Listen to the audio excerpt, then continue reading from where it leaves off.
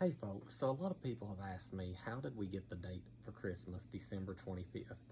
And there's been many different stories have circulated. I know a lot of the Seventh-day cults like to claim that it was stolen from a pagan holiday. Some historians claim that, others claim Constantine made that date.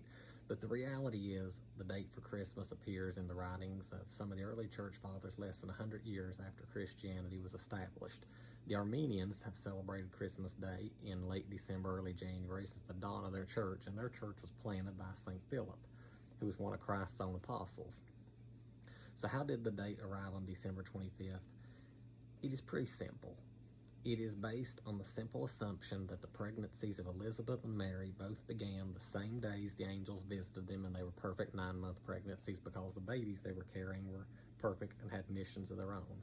It starts with the fact that we know the angel visited Zechariah on the Day of the Atonement, which was the Jewish day. We know that based on the traditional idea that Jesus was born in the year 1, and this is going entirely by tradition, the year before the Day of Atonement fell on September 25th.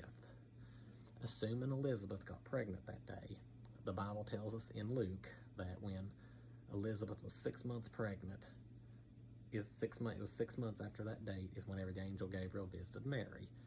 6 months from that date, September 25th, works out to March 25th, which is remembered in many churches as the day that Gabriel visits Mary. Once again, we assume Mary got pregnant immediately that day, January 25th. 9 months from that date is December 25th, and pretty much simple math. It goes by the simple assumption the pregnancies were perfect 9-month pregnancies. The pregnancies occurred the same day of the angel visits. If we assume that's true, then that's where we arrive at the date of December 25th.